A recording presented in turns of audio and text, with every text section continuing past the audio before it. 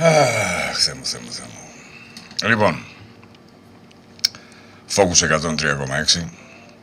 Πριν λαλήσει το μαύρο πρόβατο με τον Αλέξανδρο Τσίγκο. Και θα ξεκινήσω βέβαια έτσι για να το έχουμε λιγάκι, να μην χάσουμε τη γραμμή και τη σειρά των πραγμάτων. Το πρώτο που θέλω να πω ήταν γιατί δεν δέχτηκα μια ερώτηση για τη χθεσινή εκπομπή, για ποιο λόγο και πώς ο TL, Peter TL, ορίζει τον αποδιοπομπαίο τράγο. Η λέξη ομολογεί την μηχανική των πραγμάτων. Καταρχάς, από πού βγαίνει η λέξη, έτσι? Βγαίνει από τη δοτική του διός, δι και πέμπο. Κατά γράμμα αυτός που τον στέλνεις μακριά προς τον Θεό. Η λέξη γεννιέται μέσα στην λειτουργία της εξηλαίωσης. Ο τράγος που φορτώνεται τις αμαρτίες της κοινότητας και διώχνεται στην έρημο για να καθαρίσει τους πόλους. Αυτό αναφέρεται στο Λεβίτικο. Τον Εβδομήκοντα. Ναι, η μετάφραση των Εβδομήκοντα παραμένει να επανέρχεται. Όσον αφορά τώρα την ίδια ετυμολογία, περιγράφει αυτό ακριβώς που κάνει ο Τσιέλ στο κείμενό του. Παίρνει ένα φορτίο, τη ρύθμιση, τη φορολογία, τη δημοκρατική επιβράδυση, η ακριβή, ας πούμε, η δημοκρατία. Τον δίνει όλο αυτό εδώ το ζήτημα σαν αντίχριστο και το στέλνει σε μεταφυσικό πεδίο. Προς τον Θεό δηλαδή, έξω από την δημοκρατική διαπραγμάτευση. Η αποδιοπομπήση είναι ακριβώς η κίνηση. Βγάζω το ζήτημα από τον Δήμο και το ανεβάζω στον ουρανό των απειλών. Είναι με τους όρους μας εδώ, όπως το συζητάμε στην εκπομπή, η βάφτιση στην αρχαίγονη ιερουργική της μορφή, μια μετονομοσία που αλλάζει το στάτους χωρίς να αλλάζει τίποτα από το φυσικό πράγμα. Τώρα, και η λέξη δεν εμφανίζεται τυχαία. Η μηχανή που κληρονομεί ο Τιέλ είναι από τον Ζιράρ, το δάσκαλό του στο Στάνφορντ. Ο Ζιράρ λέει ότι οι κοινωνίες, μέσα στη μιμητική τους κρίση, τον πόλεμο εναντίον όλων, συγκλίνουν προς ένα θύμα. Το θυσιάζουν και αγοράζουν με αυτό μια ψευδοενότητα. Μου θυμίζει αυτό το τραγουδάκι. Ήταν ένα μικρό καράβι και φάγανε τον ένα ναύτη. Λοιπόν, θυμίζει τα reconciliation, όπως έγινε για παράδειγμα στη Ρουάντα. Ή που βρίσκουμε έναν κεντρικό για να του ρίξουμε όλη τη λάσπη, το χρέος και τα λοιπά και με την θυσία του να εξηλαιωθεί η υπόλοιπη κοινωνία. Ο αποδιοπομπαίος τράγος στην προκείμενη περίπτωση είναι το τίμημα της ειρήνης. Η ίδια η φράση «η ειρήνη και η ασφάλεια» ο Θιέλ την αποδίδει στον Αντίχριστο. Είναι υπόσχεση που δίνει η θυσία ενός θύματος. Το δεύτερο είναι ως ομολογία αξίωμα. Η μηχανή του αποδιοπομπαίου τράγου δουλεύει μόνο όσο κανείς δεν κοιτάζει μέσα στο εργοστάσιο. Δηλαδή, τι ακριβώς συμβαίνει μέσα στον χώρο αυτόν που διαπραγματεύεται η μυστική αυτή εταιρεία, η Dialog, που έχει γίνει τώρα φανερή. Αυτό είναι επίσης θεώρημα του δασκάλου του Ζιράρ. Ο μηχανισμός λειτουργεί μόνο εν αγνία, μόνο όσο οι διώκτες πιστεύουν αληθινά στην ενοχή του θύματος. Λοιπόν, μόλις τον δεις, απομαγοποιείται όλο αυτό εδώ. Και τρίτον, όπως το ερώτημα ποιος είναι ο Αντίχριστος, είναι η παγίδα, είναι η συμμετοχή στο κυνήγι ενός αποδιοπομπαίου τράγου. Π.χ. υπάρχει η αμερικάνικη αιμονή για τους ηθαγενείς με τα barcode, ας πούμε. Ενώ γιατί θα έπρεπε να ρωτάμε, γιατί ένας δισεκατομμυρίουχος θέλει να σε πείσει για την αποκάλυψη. Και είναι ακριβώς το βλέμμα μέσα στο εργοστάσιο αυτό που πρέπει να δούμε. Δηλαδή η μέθοδος στην πραγματικότητα αυτού που λέει ο Πίτερ Θιέλ είναι το αντίδοτο του Ζιράρ, η αποκάλυψη του μηχανισμού. Όπως και να έχει. Αυτό όσον αφορά το χθεσινό ερώτημα που μου κάνετε για το αν και τι σημαίνει αυτό εδώ το ζήτημα με τον αποδιοπομπαίο τράγο. Τώρα, να θυμηθούμε λιγάκι, γιατί έχουμε ένα πολύ σοβαρό θέμα σήμερα, το οποίο το ξεσχίσουμε, σας το λέω αν το έχετε υπόψη σας. Στα αυτή τη χθεσινή δεύτερη εκπομπή, για να κρατήσω έτσι την συνέχεια από την πρώτη, την προχθεσινή, στο πρώτο που κάναμε ήταν να ανοίξει το πηγάδι, αφού το Στάνφορντ παρουσιάστηκε ένας σαν κόμβος ιστορικής συνέχειας ανάμεσα στο χρήμα, την ευρωγονική, τη στρατιωτική έρευνα, την Silicon Valley, την Google, την αλγοριθμική αυτοκρατορία. Και το ερώτημα που μεταφέρθηκε χθες είναι ποιοι αντλούν από αυτό το πηγάδι, ποιοι είναι οι άνθρωποι, ποια είναι τα δίκτυα, ποιες εταιρείες εμφανίζονται ως φορέας μιας νέας μεταδημοκρατικής τάξης. Και επικεντρωνόμενοι σε αυτή την εταιρεία με το όνομα Dialog ως σύμπτωμα μιας εποχής, όχι ως απλή σχέση φολκλωρική, μυστικές εταιρείες κτλ., αλλά ως τόπους συνάντησης τεχνολογικών πλατφορμών, στρατιωτικών εργολάβων, επενδυτικών κεφαλαίων, think tanks και προσώπων με επιρροή σε κράτη, σε θεσμούς, σε μέσα ενημέρωσης.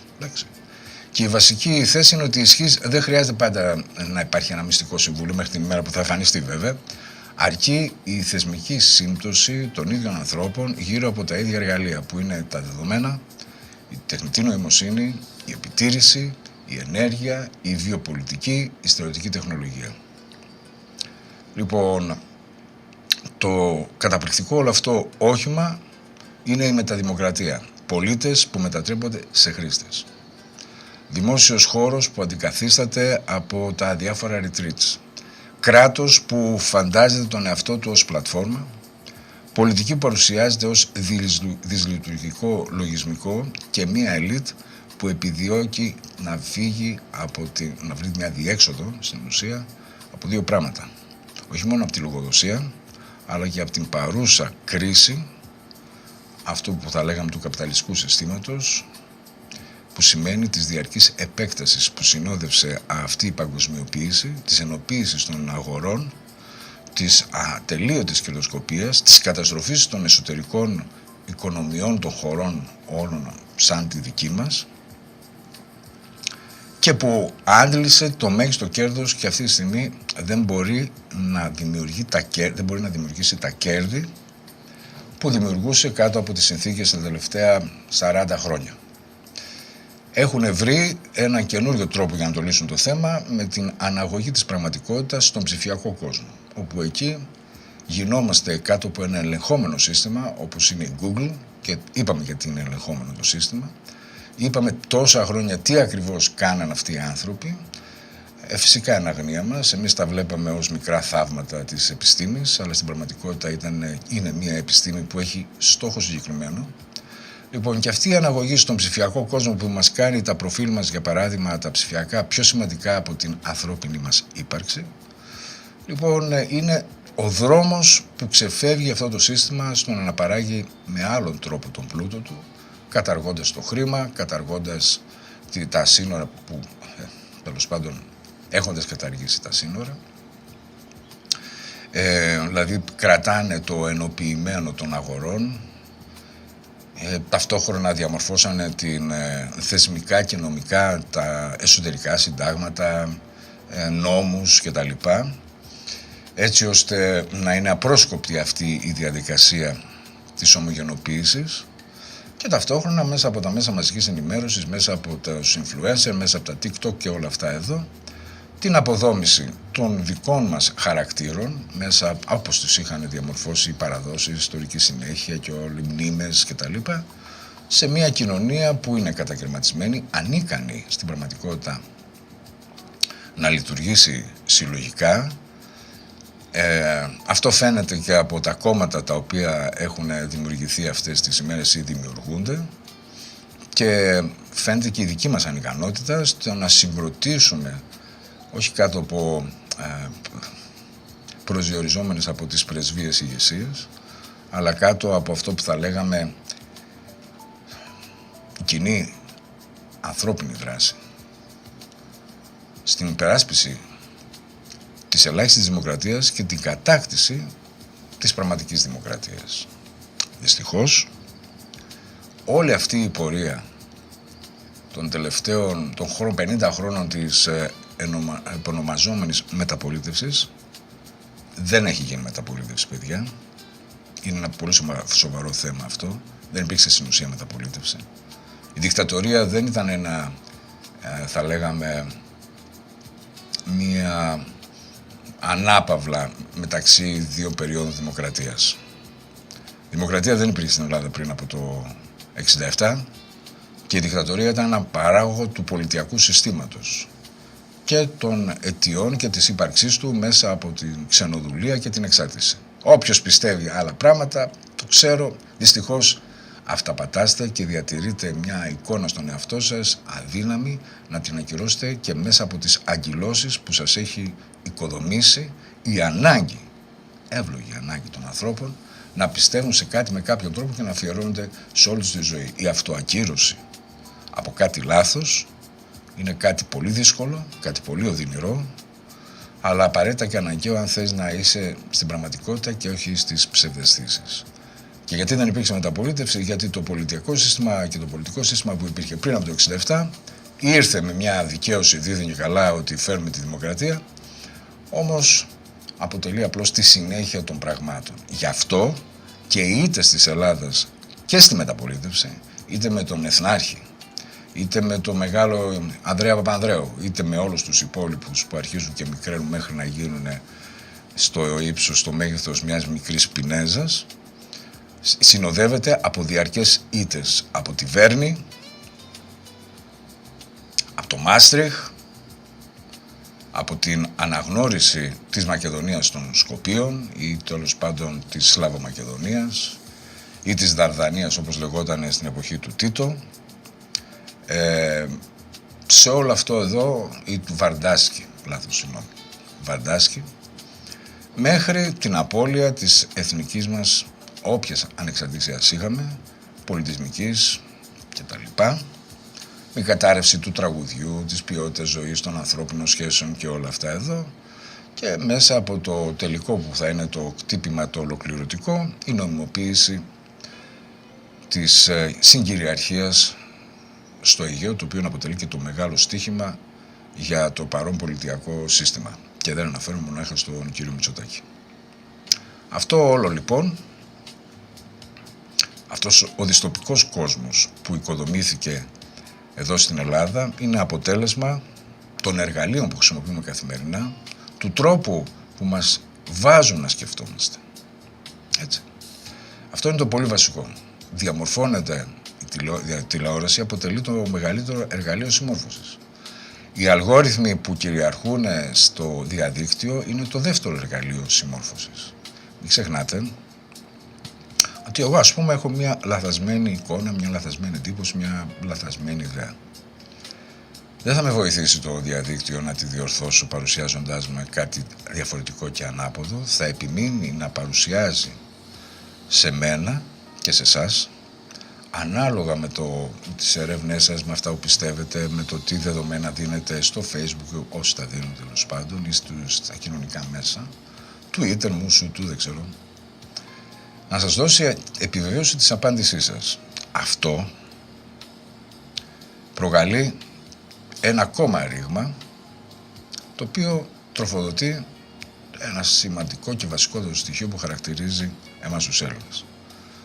Και αυτό είναι ο διχασμός. Ο διχασμός που η αιμονή μας απέναντι στα είδη αναμφισβήτητα λάθη που διέπραξαν οι προπάτορές μας, οι γονείς μας, οι παππούδες μας, οι γιαγιάδες μας, οι προπάποι μας, έτσι, τροφοδοτούν το σήμερα. Οι επιπτώσεις ήδη, π.χ. της μικρασιατικής καταστροφής ή της εξαφάνισης της ρωμαϊκής κοινότητας στην Κωνσταντινούπολη. Κοιτάξτε κάτι. Επειδή ο παππούς μου ήταν από την Κωνσταντινούπολη και εκεί μένει ο θείος μου. Το έχω πει εδώ στην εκπομπή, τώρα δεν ξέρω αν ήταν φέτος, πέρσι, πρόπερσι. Δεν έχουν την άποψη ότι είναι Έλληνες. Αυτό είναι μια άλλη ψευδαίσθηση. Αποκαλούν τους εαυτούς τους Ρωμαίους. Ρωμαίος και Ρωμιός δεν σημαίνει Έλληνας, παιδιά. Δεν αφορά την Ελλάδα. Αφορά τη συνέχεια, αν το θέλετε, του Ρωμαϊκού Βυζαντίου, της Ανατολικής Ρωμαϊκής Αυτοκρατορίας. Δυστυχώς και οι δάσκαλοι μας και οι διανοητές μας προσπαθούν και επιμένουν να διαπράττουν λάθη αντί να δείχνουν στον άνθρωπο Έλληνα ποια είναι η πραγματικότητα. Βεβαίως θα συμφωνήσω ότι το Βυζάντιο από τους Κομνηνούς και ύστερα ελληνοποιείται, γιατί έχει περιοριστεί εδαφικά σε περιοχές που μιλάνε ελληνικά. Όμως η ανατολική ρωμαϊκή αυτοκρατορία λοιπόν μετά τους Κομνηνούς έτσι είναι. Κοιτάει προς τον ελληνισμό γιατί είναι κατά κύριο λόγο η υπήκοη του. Έχει χάσει όλες τις υπόλοιπες περιοχές. Αλλά η λέξη Ρωμιός δεν σημαίνει Έλληνας. Βέβαια το έγραψε εκεί ο Ρίζος, τραγουδίστηκε εκεί η Ρωμιοσύνη, μην κοιτάς εκεί που πάει να σκύψει. Αλλά να ξέρουμε τι λέμε. Και θα έλεγα ότι αυτή η ιδέα στηρίζεται πάνω στην αντίληψη που είχε ο Ρήγας για την Επανάσταση, που δεν ήταν απλώς μια ελληνική επανάσταση, αλλά ήταν όλων των Ορθοδόξων απέναντι στους Οθωμανούς. Τέλος πάντων. Αυτά για χθες. Πραγματικά όταν είδα το άρθρο, πρώτο το είδα στο πρώτο θέμα, με τη βάφτιση του λάθους, δηλαδή το βιβλίο του κυρίου Σάλα, τι πήγε λάθος λέει στην Ελλάδα, δεν ήξερα αν πρέπει να γελάσω ή να κλάψω. Όπως και να έχει. Στο αμφιθέατρο λοιπόν της Εθνικής Πινακοθήκης παρουσιάστηκε αυτό το βιβλίο, τι πήγε λάθος στην Ελλάδα και τι θα μπορούσε να διορθωθεί από τον κύριο Μιχάλη Σάλα. Και παρόντες μπροστά εκεί ήταν ο Αντώνης ο Σαμαράς, ο Κώστας ο Καραμαλής, ο πρώην πρόεδρος Δημοκρατίας ο Προκόπης ο Παυλόπουλος, παραδίπλα ήταν ο άνθρωπος που επέγραψε το PSI, ο Βάγγελος Βενιζέλος, το μισό Υπουργικό Συμβούλιο, ο Άδωνος ο Ηλιάδης, ο Νίκος ο Δένδιος, ο Κικίλιας, ο Δημήτρης Παπαστεργίου, ο Θόδωρος ο Λιβάνιος και ολόκληρη παγκάριος των 20 ετών από τον Γιώργο Αλογοσκόφη μέχρι τον Άγγελο Φιλιππίδη και από την κυρία Μαριάννα Λάτση έως την κυρία Μαρία Δαμανάκη. Και βεβαίως σας είπα ότι μόλις το διάβασα και τι ακριβώς αφορούσε, ορίστε ρε φίλε, τι λένε τώρα. Επιστρέφουν λοιπόν τα φαντάσματα, γιατί εγώ το ονομάζω βαμπύρ ή καλικατζαρέως, δεν ξέρω πάτε όποιο θέλετε, να μας πούνε, να μας πει ο κύριος Σάλας δηλαδή, τι έφτεξε και πήγε λάθος η Ελλάδα. Εγώ προς το πρώτο φάση δεν θα ασχοληθώ με το βιβλίο. Θα απαντήσω όμως να έχετε υπόψη σας ότι τις έχω έτοιμες και θα κόψουν πραγματικά βαθιά.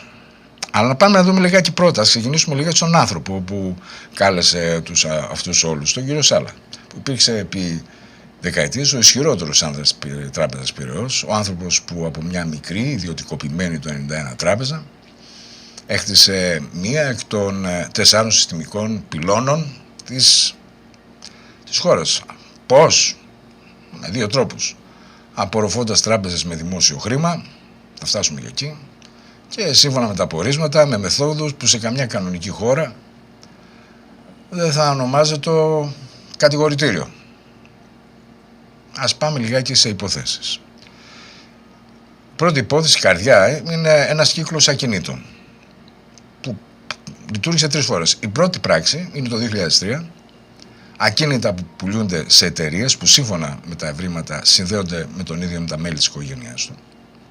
Η δεύτερη πράξη το 2006, τα ίδια ακίνητα τα επαναγοράζει η Τράπεζα Πειραιώς σε πολύ ψηλότερες τιμές μέσω των παρέθετων λοιπόν προσώπων.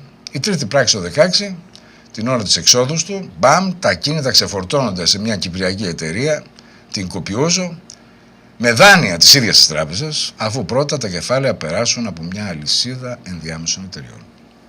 Έτσι λειτουργεί το τραπεζικό σύστημα στην Ελλάδα, παιδιά. Έτσι. Τι είπαν οι αρχές γι' αυτό? Η αρχή για την νομιμοποίηση εσόδων βρήκε ισχυρές ενδείξεις ότι και ο κύριος Σάλας και τα άλλα μέρη της διοίκησης που μετήχαν συμφωνίες είναι ένοχοι απιστίας. Η Τράπεζα Ελλάδος επιβεβαίωσε ότι ερευνά παρατυπίες γύρω από τις διαγραφές των επισφαλών δανείων και τις παραβιάσεις των ελέγχων κεφαλαίων, των capital controls. Δεσμεύτηκαν λογαριασμοί με εντολή τότε της αγγελέως Άννα Ζαΐρη και ο κύριος Σάλας αρνήθηκε κατηγορηματικά, είπε ότι αυτά εδώ δεν υπάρχουν τέτοια δικήματα, αμφισβήτησε τα πορίσματα και κατελήξανε σε αθώωση και απαλλακτικά βουλεύματα. Άρα δεν είναι καταδικασμένος. Έτσι. Τα δάνεια προς την οικογένεια. Το 12 λοιπόν, το πρακτορείο Reuters καταγράφει δάνεια της τάξης των 100 εκατομμυρίων ευρώ προς την οικογένεια Σάλα. Το 2013 η New York Times, αφιερώμετα στο εξωτερικό τώρα έτσι, και όχι κάποιο ελληνικό λασπολόγικο blog, έγραψε ότι η οικογένεια φέρεται να δανείστηκε 113 εκατομμύρια από τη Λαϊκή Τράπεζα της Κύπρου για να συμμετάσχει στην αύξηση του μετοχικού κεφαλαίου στην Πειραιώς το 2011. Η τράπεζα το διέψευσε, αλλά τα γράφουν οι New York Times. Θα επιστρέψουμε σε αυτό και να δούμε τι παθαίνει όποιος γράφει και μιλάει για αυτά. Έτσι. Το Μάρτιο 2025 ασκήθηκε νέα ποινική δίωξη κατά του κ. Σάλα και 37 ακόμα προσώπων για τα δάνεια της Πειραιώς των ετών 2015-2016.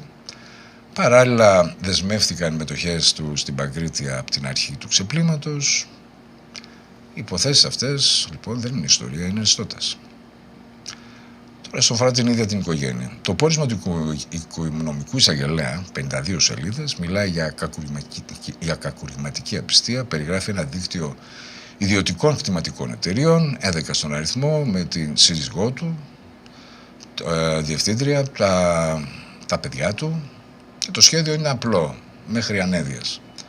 Οι εταιρείες έπαιρναν δάνεια από την Πειραιώς, αγόραζαν ακίνητα, μετά τα ανήκιαζαν πίσω στην ίδια την τράπεζα, τουλάχιστον 7 υποκαταστήματα της Πειραιώς λειτουργούσαν σε τέτοια ακίνητα. Η τράπεζα δηλαδή δάνεισε για να αγοραστεί ακίνητο, μετά πλήρωνε ενίκιο για να κάθεται μέσα. Μια κυπριακή offshore Deadland αγόρασε στις 16 Οκτωβρίου του 2008 από μια εταιρεία των συμφερόντων του κ. Σάλα μετοχές 3 εταιριών, της Euroterra, της Rebicat και της ABS, αντί 1.892.000 ευρώ. 11 μέρες αργότερα τις πούλησε στην Τράπεζα Πειραιώς έναντι 7.955.000, σχεδόν δηλαδή τετραπλασιασμός σε 11 μέρες με χρήμα της τράπεζας. Τώρα αυτό εδώ το πόρισμα δεν το λέει επένδυση, το λέει απιστία. Φυσικά ο κ. Σάλας το ανείται, δεν έχει υπάρξει καταδίκη, το πόρισμα περιγράφει, ο εισαγγελέας αποδίδει, αλλά μείναμε εδώ. Αγόρι μου, μ' αρέσεις. Τώρα, το μεγάλο, γιατί τα ακίνητα είναι το ζουμί του δικαστή. Η Αγροτική όμως Τράπεζα είναι το ζουμί του ιστορικού. 27 Ιουλίου του 2012, η Αγροτική Τράπεζα Ελλάδος, χρηματοδότης πυλώνας του ελληνικού πρωτογενούς τομέα για δεκαετίες, διασπάται σε καλή και σε κακή. Η υγιής αγροτική μεταβιβάζεται στην Τράπεζα Πειραιώς. Τίμημα 95 εκατομμύρια ευρώ. 95. Η διαφορά, 7,5 δισεκατομμύρια ευρώ στο ενεργητικό και το παθητικό μεταφέρθηκαν και καλύφθηκαν από το Ταμείο Χρηματοπιστωτικής Σταθερότητας. Δηλαδή από εμάς. Η κακή αγροτική με τα κόκκινα δάνεια έμεινε στο δημόσιο με κόστος πάνω από 7 δισεκατομμύρια. Μια τράπεζα πλήρωσε 95 εκατομμύρια και όχι μόνο δεν έβαλε ουσιαστικό αντίτιμο, αλλά πρικοδοτήθηκε και με 7,5 δις δημόσιο χρήμα για να απορροφήσει το υγιές κομμάτι μιας ιστορικής κρατικής τράπεζας. Για να καταλάβουμε το μέγεθος της κοροϊδίας, ένα μόνο νούμερο. Το 2010, για την αγροτική, για όλα τα θετικά και τα αρνητικά της, είχε συζητηθεί τίμημα 370 εκατομμυρίων ευρώ. 2 χρόνια αργότερα, η ίδια τράπεζα, καθαρισμένη από όλα τα βάρη, της την μεταβιβάσανε για 95. Από τα 370, μαζί με τα σκουπίδια, στα 95 χωρίς τα σκουπίδια. Αν αυτό δεν είναι αριθμητική της λαιλασίας, τι είναι? Τώρα, πώς έγινε προβληματική αγροτική? Εδώ είναι το κόλπο.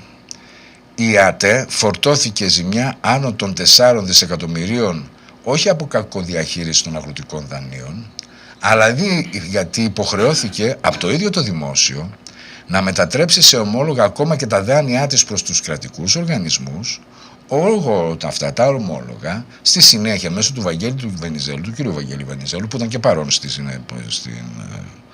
στην παρουσίαση του βιβλίου, κουρεύτηκα με το PSI. Δηλαδή, η ειδική έκθεση Τράπεζας Ελλάδος το Δεκέμβριο του 2012 το λέει καθαρά. Τα προβλήματα της βιωσιμότητας της ΑΤΕ, έτσι στείνονται τα μεγάλα, ωραία, πλούσια κόλπα στην Ελλάδα. Για το οποίο δεν συζητάει κανένας βεβαίως. Γιατί τώρα περάσαν 16 χρόνια, ποιος πεθαίνει, φύγανε γενιές, έρχονται καινούργιες γενιές. Έρχονται καινούργιοι μακάκες οι οποίοι θα φορτωθούν όλα αυτά. Η έκθεση λοιπόν Τράπεζας Ελλάδας το Δεκέμβριο του 2012 το λέει καθαρά. Τα προβλήματα βιωσιμότητας της Αγροτικής Τράπεζας Ελλάδας δημιουργήθηκαν αποκλειστικά με το PSI. Και ποιος πίεσε για την Αγροτική να μπει στο PSI με την υπόσχεση μιας ανακεφαλοποίησης που δεν τηρήθηκε ποτέ? Ο τότε Υπουργός Οικονομικών, ο κ. Ευάγγελος Βενιζέλος, ο τότε διοικητής της Τράπεζας Ελλάδος, ο κ. Γιώργος Προβόπουλος. Είπαμε. Ο κ. Προβόπουλος έχει πάει στο επέκεινα, στη μεταθάνατο ζωή. Βέβαια, ο κ. Βενιζέλος, είπαμε, ήταν παρόν στην εκδήλωση του βιβλίου. Και αν πάμε λιγάκι εδώ πιο πέρα, γιατί όσα είπαμε για τα κίνητα, τα δάνεια, την αγροτική κτλ. Κάποιος τα έγραφε. Ποιος τα έγραφε? Ο δημοσιογράφος ο Θανάσης ο Κουκάκης, που ερευνούσε την Τράπεζα Πειραιώς από το 2017. Το 2020 παρακολουθούσε την εξέλιξη της υπόθεσης στον Άριο Πάγο και στην Οικονομική Εισαγγελία. Υπήρχε το πόρισμα της Τράπεζας Ελλάδος που αποκάλυπτε με τα δικά της λόγια τα κακό κείμενα, τις παράνομες δανειοδοτήσεις, την παραβίαση των capital controls, το ξέπλυμα του μαύρου χρήματος. Το πόρισμα είχε προωθηθεί στην αρχή κατά του ξεπλήματος και η αρχή είχε δώσει εντολές δέσμευσης περιουσιακών στοιχείων. Τι συνέβη? 1η Ιουνίου του 2020, την ώρα ακριβώς που η υπόθεση Πειραιώς ήταν στη φωτιά της, ξεκινάει η παρακολούθηση του κ. Κουκάκη από την Εθνική Υπηρεσία Πληροφοριών. Hello. Εγώ δεν ανησυχώ γιατί μου τον παρακολουθούν και το ξέρω. Δεν πειράζει. Στα να μην πω πού. Και ξεκινάει η παρακολούθηση λοιπόν του Κουκάκη από την ΕΕΠ. Το καλοκαίρι του ίδιου χρόνου το κινητό του μολύνεται με το κατασκοπευτικό λογισμικό Predator. Η εταιρεία Endelexa ολοκλήρωσε την εγκατάστασή της τον Ιούλιο του 2020. Πρώτα λοιπόν η ΕΕΠ, για να συλλεχθούν τα στοιχεία, μετά το Predator, ένα κέντρο 2 εργαλεία, και στο επίκεντρο, σύμφωνα με τις καταθέσεις του ίδιου του κυρίου Κουκάκη, στη δίκη τον Νοέμβριο του 2025, ο ανιψιός του Πρωθυπουργού, και τότε γραμματέας του και ο διοικητής της Εθνικής Υπηρεσίας Πληροφοριών, ο κ. Παναγιώτης Κοντολέων. Δηλαδή, την ίδια στιγμή που οι αρχές δέσμευαν περιουσιακά στοιχεία για την υπόθεση Πειραιώς, ο κρατικός μηχανισμός δεν παρακολουθούσε τους υπόπτους. Όχι, μα τι λες τώρα. Στην Ελλάδα ζεις, δεν υπάρχει ελπίση όσο κάθεσαι και ταξίνεις κάθε μέρα. Παρακολουθούσε τον δημοσιογράφο που έγραφε για αυτούς. Να, γιατί η παρουσίαση στην Εθνική Πινακοθήκη είναι ένα θράσος. Όχι επειδή ένας επιχειρηματίας, ένας τραπεζίτης έγραψε ένα βιβλίο, ελεύθερη χώρα είμαστε, αλλά επειδή το βλέμμα του κράτους σε αυτή την υπόθεση στράφηκε όχι στο οικονομικό έγκλημα, όχι στην αποκάλυψή του. Και ο μόνος που πλήρωσε, ο μόνος που βρέθηκε στο μικροσκόπιο ήταν αυτός ο οποίος μιλούσε για αυτά. Τώρα υποσχέθηκα τους παγκάριους όχι για να σπηλώσουμε, να χαρτογραφήσουμε ποιοι κάθονται εκεί και τι είναι ακριβώς αυτοί. Κώστας Καραμαλής, Πρωθυπουργία 2004-2009. Ένας κατάλογος ονομάτων από λέξεις κλειδιά. Βατοπέδι, δομημενόμεολογα, Siemens, υποκλοπές της Vodafone, ας είμαστε δίκαιοι, ο ίδιος ήταν θύμα, όχι θήτης, αλλά η κυβέρνησή του έκλεισε τη Βουλή το Σεπτέμβριο του 2009 εν μέσω των εξελίξεων της Siemens και φυσικά εικόνα διαφθοράς στο Συμπαρασύρι. Ηρωνία. Σήμερα βέβαια ο κύριος Καραμαλής είναι από τους σφοδρότερους επικριτές της σημερινής κυβέρνησης ακριβώς για τις υποκλοπές. Αυτός που τις έζησε τότε με τη Vodafone κτλ. Αντώνης Σαμαράς, πρωθυπουργός 2012-2015. Μόνο δύο πράγματα. Πρώτον, το λουκέτο στην ΕΡΤ τον Ιούνιο του 2013 με 2.700 εργαζόμενους στον δρόμο με μια προσωπική απόφαση. Έτσι. Το δεύτερο βίντεο, Μπαλτάκου Κασιδιάρη, η μυστική επικοινωνία της κυβέρνησης με την τέως παλιά Χρυσή Αυγή και το στήσιμο για το ότι πρέπει να πάει η Χρυσή Αυγή φυλακή. Όταν δηλαδή παρεμβαίνει Υπάρχει μεγαλύτερη παρέμβαση όταν η εξουσία, η εκτελεστική, επεμβαίνει στη δικαιοσύνη να της υποδείξει με τον κύριο Ντογιάκο τι πρέπει να κάνει? Όχι. Πάμε λοιπόν στο οικονομικό επιτελείο, στην πιο νόστιμη συστάδα των παραβρισκομένων. Ευάγγελος Βενιζέλος. Ο αγαπητός μου, αρχηγός μου στο 4ο σύστημα αυτοποσκόπου και κατόπιν σύντροφος στα πρώτα χρόνια του Πασόκ. Αρχιτέκτονας του ΠΟΕΣΑΙ.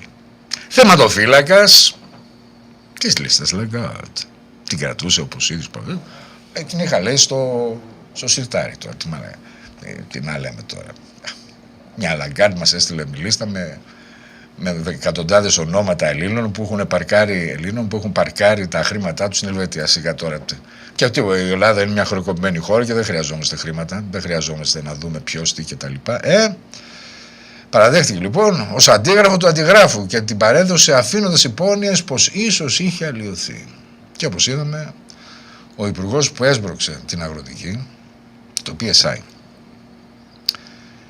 ποινική δίωξη που να κολλάει πάνω του δεν προέκυψε. Εξάλλου είναι θέμα πολιτικής και θεσμικής ευθύνης που συχνά είναι βαρύτερα από την ποινική, αλλά όπως ξέρουμε στην Ελλάδα αυτά δεν τιμωρούνται. Έρχεται η στιγμή αφού κάθεται κάποιος στην άκρη και δοξάζεσαι. Επανέρχεσαι στο κάτω. Γιώργος Αλαοσκούφης, τα δικά μας παιδιά, Υπουργός Οικονομικών 2004-2009. Στο επίκεντρο της υπόθεσης των δομημένων ομολόγων που σημείωσε τα ασφαλιστικά ταμεία, κατανομάστηκε από την εξεταστική, αλλά κανένα πολιτικό πρόσωπο δεν παραπέμφθηκε. Ο Θεή, βεβαίως, πώς θα παρεμβευτεί ο άνθρωπος? Είναι δυνατόν? Η αναθεώρηση του ακαθάριστου εθνικού προϊόντος το 2006, τα δημοσιονομικά στοιχεία που η Eurostat απέδειξε το 2008 ήταν πλασματικά, και βεβαίως το 2011 το όνομά του μπήκε στην προανάκριση της Siemens, αρνήθηκε τα πάντα. Αντίος αμίγος. Νίκος Χριστοδουλάκης, ο Υπουργός Οικονομικών την εποχή της εισόδου στο ευρώ, όταν τα swaps της Goldman Sachs έκρυψαν το χρέος ώστε να περάσουμε τα κριτήρια του Μάστριχ. Προσωπική δίωξη δεν υπάρχει, είναι δομική ευθύνη. Και μια λεπτομέρεια που κλείνει τον κύκλο. Τυχαίως, το 2015 έγινε αντιπρόεδρος της Τράπεζας Πειραιώς. Ο ένας του κάνει PSI και του δίνει μια αγροτική τράπεζα κάτι δισεκατομμύρια αξία. Αχ, Θεέ μου, τον άλλο τον παίρνει αντιπρόεδρος στην τράπεζα. Okay. Παναγιώτης Ρουμελιώτης, εκπρόσωπος του Δουνουτού το 2010-2011, στην Επιτροπή Αλήθειας του Δημοσίου Χρέους, αποκάλυψε ότι μία αναδιάρθρωση στο πρώτο μνημόνιο σχεδιάστηκε για να σωθούν οι γαλλογερμανικές τράπεζες. Πρόσχετσε, ναι, οι κακές γλώσσες λένε ότι ο ίδιος, ως εκπρόσωπος του Δουνουτού, ουδέποτε ζήτησε την αναδιάρθρωση, που τώρα καταγγέλουν δεν έγινε. Κατηγορός τότε στο δωμάτιο με τον κύριο Σάλα σήμερα. Άδωνης Γεωργιάδης, δύο υπόθεση. Υπόθεση Νοβάρτης, για την οποία ερευνήθηκε από το 2018, αρχιοθετήθηκε το 2022. Είπαμε, αρχιοθετήθηκε. Δεν πήγε σε δίκη και τα άλλα. Ναι. Ο δεύτερος φάκελος, εντάξει. Δεν συζητάμε. Εγώ το γουστάρω τον Άδωνη. Ο επόμενος είναι ο Στέλιος ο Πέτσας. Η λίστα Πέτσα. 120 εκατομμύρια κρατικής διαφήμισης. Μένουμε σπίτι στην πανδημία. 1.200 μέσα χωρίς δημοσιοποιημένα κριτήρια μέσω μιας ιδιωτικής εταιρείας. Με καταγγελίες ότι το συντριπτικό ποσοστό πήγε σε φιλοκυβερνητικά μέσα, είτε χρηματοδοτήθηκαν ανύπαρκτα sites, και ότι τα μέσα της περιφέρειας, όπως τα δικά μας της Θεσσαλονίκης, πήραν τα ψίχουλα κατά παράβαση του νόμου. Αυτό, αγαπητέ, είναι το εργαστήριο όπου κατασκευάζεται η σιωπή. Χρήστος Σταϊκούρας, Υπουργός Οικονομικών 2019-2023, ο αρχιτέκτονας του Ηρακλή, του οχήματος που μετέφερε πάνω από 100 δισεκατομμύρια κόκκινων δανείων σε funds και servers με κρατικές εγγυήσεις, που η Eurostat ζήτησε να εγγραφούν στο δημόσιο χρέος. Με απλά λόγια, το χρέος των οικοκυριών έγινε επενδυτική ευκαιρία, ο πληστηριασμός της πρώτης κατοικίας έγινε βασικό συστατικό του business plan των εταιρείων διαχείρισης. Αυτό, αγαπητέ μου, είναι ακριβώς το σπίτι ως ενέχειρο, το έχουμε ξαναπεί εδώ. Το σχέδιο Ηρακλής θα το εφάρμοζε και ο ΣΥΡΙΖΑ, έτσι. Η σύλληψη είναι διακομματική. Η εκτέλεση, βέβαια, του κ. Σταϊκούρα. Βασιλής Κικίλιας. Δύο φάκελοι. Ο πρώτος, Λάρισα Face Cover, άνοιξε το 2020. Ο Αχιλλέας Νταβέλης, ο κύριος πρόεδρος του Συνδέσμου Θεσσαλικών Βιομηχανιών, του αφεντικού του ομίλου αποκατάστασης Άνιμους, στείνει σε 25 μέρες εργοστάσιο μασκών στη Λάρισα με μηχανήματα αρπαγμένα σε πληστηριασμό στην Κίνα. Η συνοθεσία, το κρίσιμο τηλεφώνημα του Υπουργού Υγείας κ. Κικίλια, η δημόσια ευλογία του ίδιου του Πρωθυπουργού. Ένα ιδιωτικό εγχείρημα ανθρώπου, ήδη μέσα στον χώρο της υγείας, βαφτισμένο εθνικό θαύμα από το ελληνικό κράτος. Επιστέγνωμα. Το 2021 η ίδια εταιρεία ανακάλυψε τις μάσκες λόγω κινδύνου για την υγεία του ανθρώπου. Το θαύμα αποσύρθηκε ως επικίνδυνο. Το άλλο είναι μια, θα πω μόνο για αυτή την περίεργη αγορά. Πούλησε, έκανε, πήρε. Άστο. Παπαστεργίου. Ο πρώην πρόεδρος Τρικάλων, της πρώτης έξυπνης πόλης των ηλίθιων ανθρώπων. Τώρα είναι υπουργός ψηφιακής διακυβέρνησης. Δικό του έργο ο προσωπικός αριθμός. Ένας μόνο αριθμός θα μας ακολουθεί σε κάθε συναλλαγή για το κράτος. Δικό του το gov.gr, wallet, για 180 μέρες είχε ανοιχτή την κυκλόπορτα που επέτρεπε την υφαρπαγή των κωδίκων. TaxisNet, των κωδικών με τις τάξεις των TaxisNet, στον έλεγχο της συσκευής. Το Υπουργείο βέβαια διαβεβαίωνε ότι δεν έχει υπάρξει καμιά διαρροή. Οι εφαρμογές του MyStreet και MyCoast που καλούν τον πολίτη να συμμετάσχει στην τήρηση των κανόνων, να γίνει δηλαδή ρουφιάνος του κράτους. Δεν είναι σκάνδαλο χρήματος, είναι η κατασκευή της τελευταίας επικράτειας, η ψηφιακή περίφραξη με τον πολίτη βέβαια εθελοντή φρουρό. Τώρα βέβαια, υπόθεση Βιολάντα. Ως μηχανολόγος μηχανικός, ο κ. Παπαστεργίου ήταν υπεύθυνος μηχανικός, υπέγραψε τις αρχικές μελέτες πυρασφάλειας του εργοστασίου μπισκότων το 2007, το 2011 και του συστήματος καύσιμου αερίου. Δεν έχει κατηγορηθεί, ούτε καταδικαστεί. Απαντά ότι η συμμετοχή του περιορίζεται σε εκείνο το αρχικό στάδιο. Λευτέρης Αυγενάκης.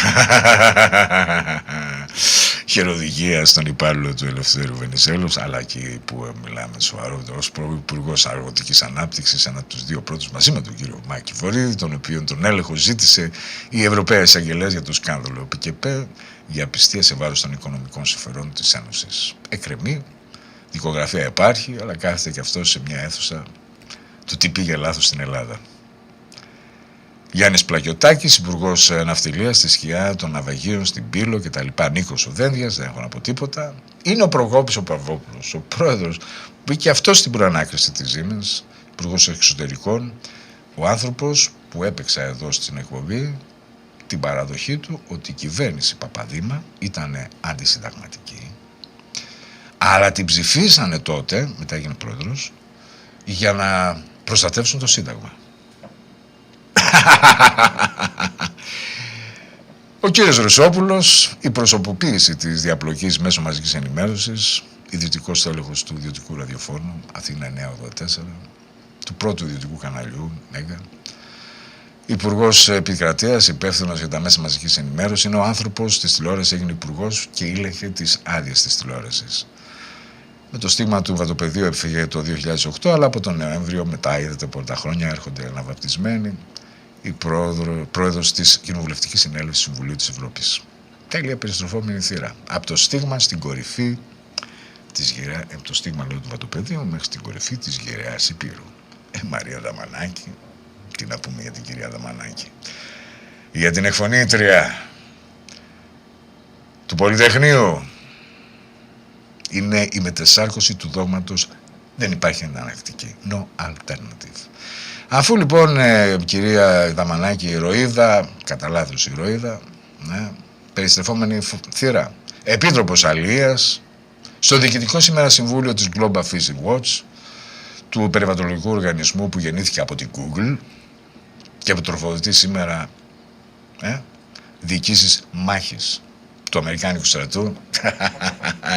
Άρα εκφωνήτρια του Πολυτεχνείου, σε θέσεις στο Παγκόσμιο Οικονομικό Φόρουμ, στο Ίδρυμα του Τζακ Μα, στο Ίδρυμα Ροκφέλερ, στα Συμβούλια Ελληνικών Ομίλων, καμιά παρανομία. Καθαρή τοπολογία της εξουσίας.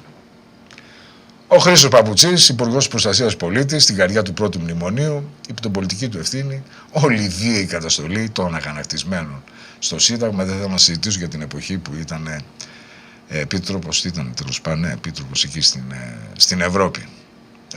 Άγγελος Φιλιππίδης. Το σύμβολο του σκανδάλου του ταχυδρομικού ταμιευτηρίου. Λοιπόν, όλοι αυτοί οι άνθρωποι δηλαδή καθότι και συζητούν τι έγινε λάθος στην Ελλάδα. Κυρία Λάτση, ο κύριος Λαλιώτης. Πάντως για τον κύριο Φιλιππίδη, τοποθετημένος από τον Καραμαλή το 2007, συνελήφθη το 2014 στην Τουρκία με διεθνές ένταλμα.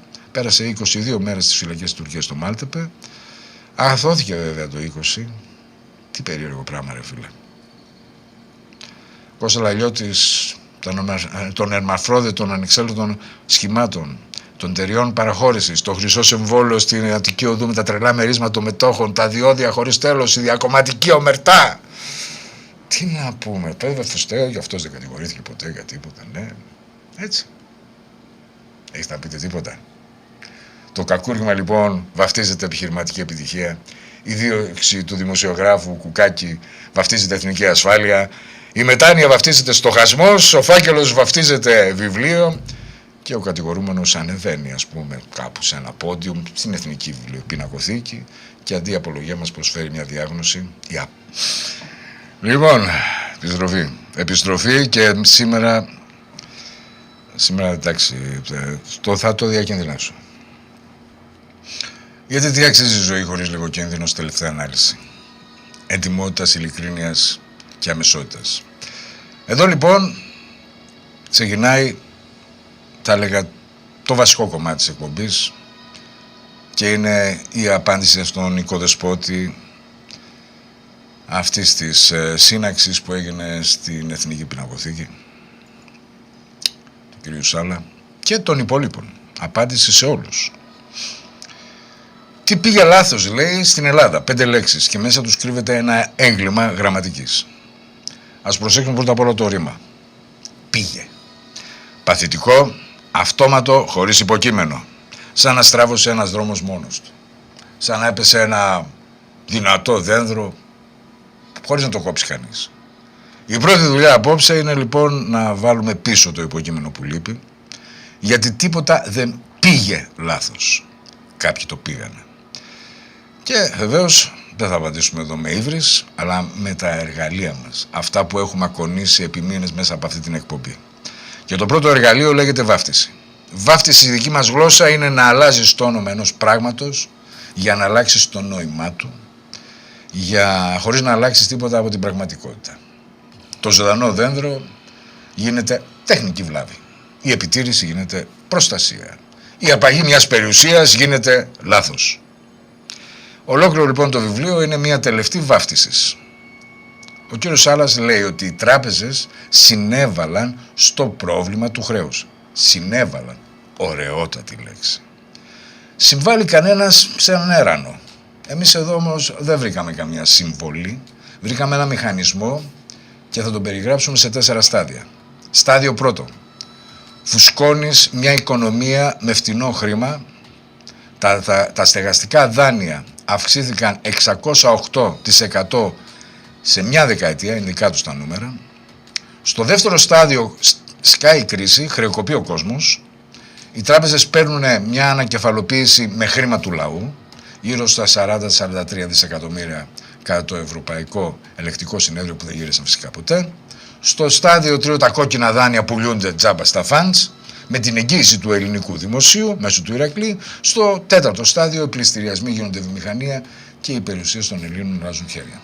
Ας σταθούμε στο πρώτο στάδιο, γιατί εκεί κρύβεται ένα μεγάλο μυστικό, που συνήθως δεν το αναφέρει κανένας, ή γίνεται γραφικό αν το πει, αλλά το ομολογεί η ίδια Τράπεζα της Αγγλίας. Στο δοκίμιό της Money Creation in the Modern Economy, δηλαδή η δημιουργία του χρήματος στην σύγχρονη οικονομία, του 2014 παραδέχεται ότι το χρήμα που δανείζουν στον κόσμο δεν είναι αποταμιεύσεις κάποιου που η τράπεζα δανείζει παρακάτω.